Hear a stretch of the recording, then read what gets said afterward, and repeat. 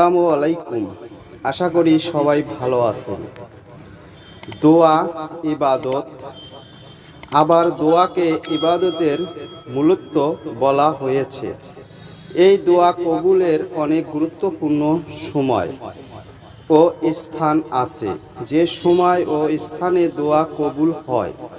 মানুষের দোয়া কবুল হওয়ার জন্য এমন কিছু নেক আছে যেগুলো দোয়া কবুলের জন্য ওসিলা। কি সেই সব নেক আমল? অনেকেই দোয়া কবুল হওয়ার জন্য অনেক আমল করেন। অনেক সময় ভুল পদ্ধতি অবলম্বন স্থানে কারণে দোয়া কবুল হওয়ার বিপরীতে তা গুনাহের কাজে পরিণত হয়। তাই দোয়া কবুলের জন্য কিছু নেক আমলকে ওসিলা হিসাবে গ্রহণ করা যায়।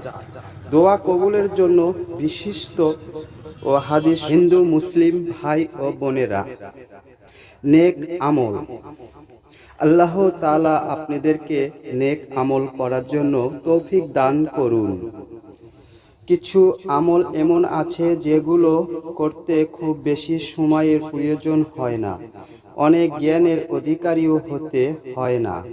কিছু এগুলোর ফজিলত অনেক বেশি।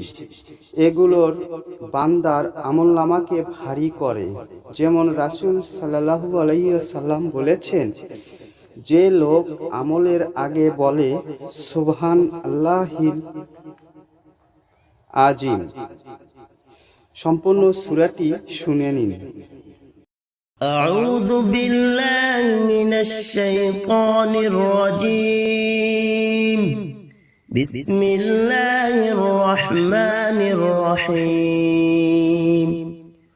ومن أظلم ممن ذكر بآيات ربه فأعرض عنها ونسي ما قدمت يداه إنا جعلنا على قلوبهم أكنة أن يفقهوه وفي آذانهم وقرا وإن تدعهم إلى الهدى فلن يهتدوا إذا أبدا